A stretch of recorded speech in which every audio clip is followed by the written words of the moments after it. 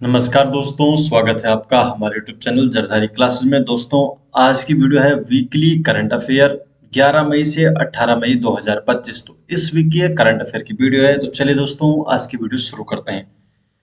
आज की वीडियो का क्वेश्चन नंबर 1 है, उत्तराखंड के किन जिलों में मोबाइल मेडिकल यूनिट्स एमएमयू की तैनाती की गई है?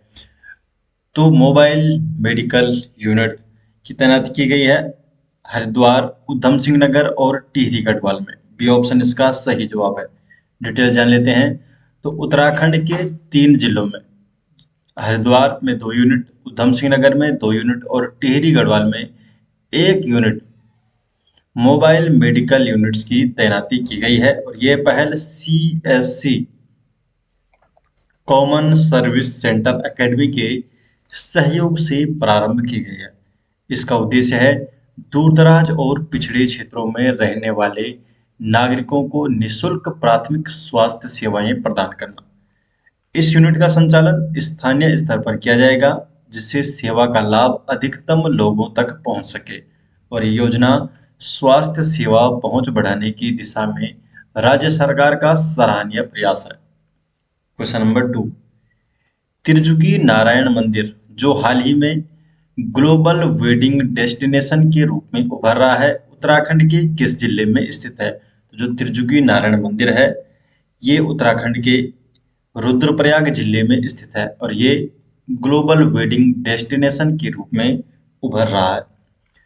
तो जो तिरजुगी नारायण मंदिर है, ये उत्तराखंड के रुद्रप्रयाग जिले में स्थित है और ये मंदिर धार्मिक रूप से इसलिए प्रसिद्ध है क्योंकि भगवान शिव और माता पार्वती का विवाह यही भगवान विष्णु की उपस्थिति में संपन्न हुआ था।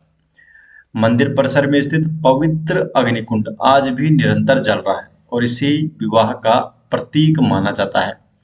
इस स्थान को अब वैश्विक वेडिंग डेस्टिनेशन, ग्लोबल जो वेडिंग डेस्टिनेशन है, इसके रूप में विकसित किया जा रहा है। देश विदेश के अनेक जोड़े पवित्र वैदिक रीति रिवाजों के अनुसार विवाह करने के लिए यहाँ आ रहे हैं। क्वेश्चन नंबर 3, भारतीय सेना और पंतनगर विश्वविद्यालय के बीच किस उद्देश्य से समझौता ज्ञापन एमओयू पर हस्ताक्षर किए गए हैं?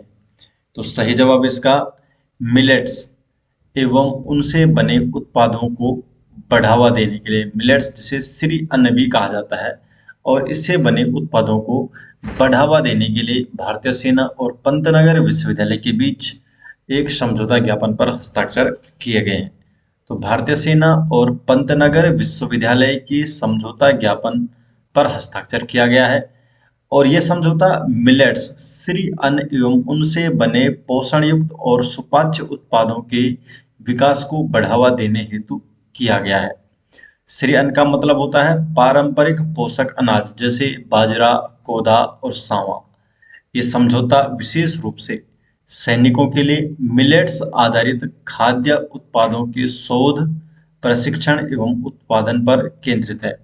यह पहल भारतीय सेना में श्री अन्न के उपयोग को प्रोत्साहित करने की दिशा में एक महत्वपूर्ण कदम है। दोस्तों, आपको एक महत्वपूर्ण जानकारी दे दूं, जरधारी क्लासेस के जो भी ई बुक नोट्स हैं, ये सभी आपको मिल जाएंगे हमारी वेबसाइट में। अगर आप गूगल पे सर्च करते हैं jardhari-classes.in तो आप हमारे ई बुक स्टोर में पहुंच जाएंगे और jardhari-classes.in में जरधारी क्लासेस के सभी ई बुक नोट्स देखने को मिल जाएंगे।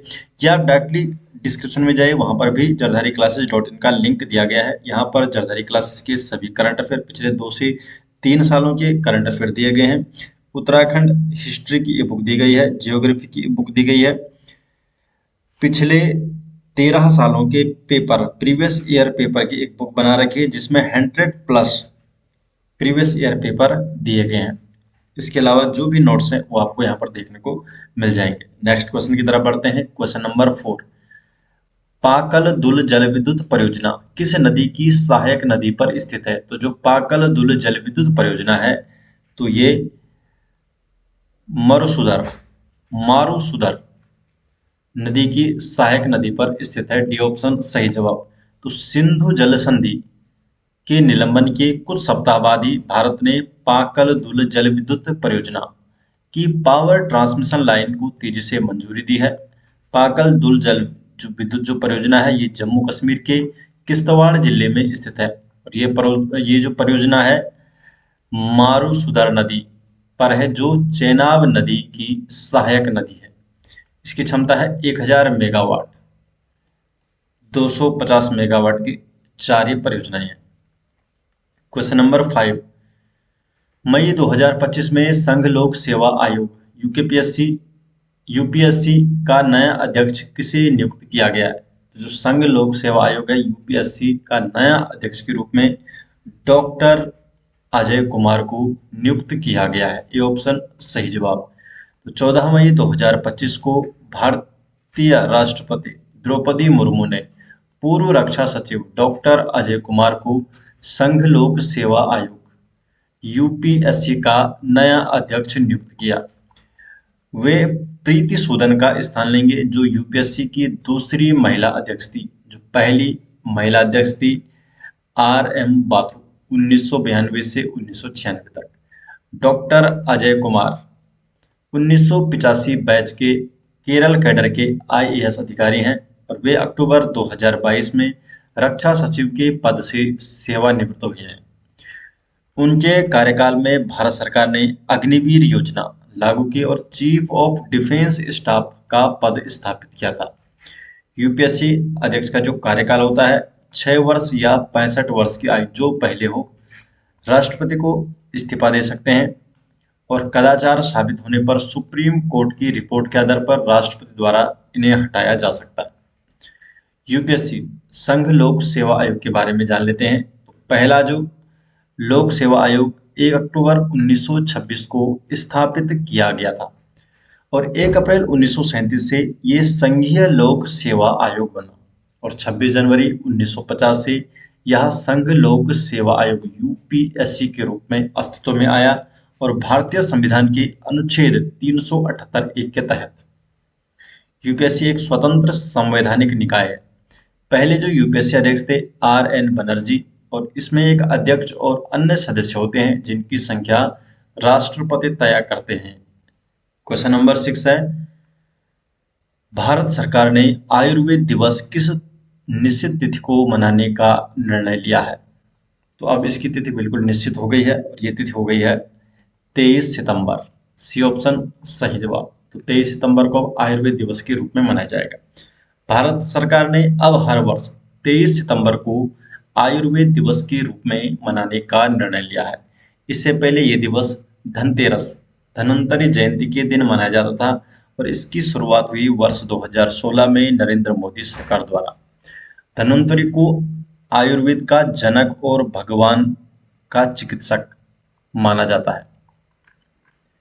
चूंकि धनतेरस की तिथि हर साल बदलती है क्योंकि चंद्र कैलेंडर पर आधारित होती है, इसलिए 23 सितंबर को निश्चित तिथि के रूप में चुना गया है। 23 सितंबर को क्यों चुना गया है? क्योंकि 23 सितंबर को शरद विषु होता है और इस दिन दिन और रात बराबर होते हैं। आयुर्वेद संतुलन के सिद्धांत पर आधारित है, शरीर, मन और आत्मा के बीच संतुलन। इसलिए प्राकृतिक संतुलन के प्रतीक दिवस के रूप में इस तिथि को उपयुक्त माना गया है 23 सितंबर को। इस दिन दिन और रात बराबर होते हैं, तो संतुलन के प्रतीक के रूप में ये तय तारीख सरकार को भारत और विदेशों में योजनाबद्ध ढंग से कार्यक्रम आयोजित करने में मदद करेगी। तो दोस्तों, ये हो गए इस वीक के करंट अफेयर और ये सभी नोट्स आपको मिल जाएंगे हमारी ई बुक स्टोर में। अगर आप गूगल पे सर्च करते हैं jardari-classes.in या डिस्क्रिप्शन में इसका लिंक दिया गया है, तो वहाँ पर जरदारी क्लासेस के सभी ई बुक नोट्स देखने में मिल जाएंगे।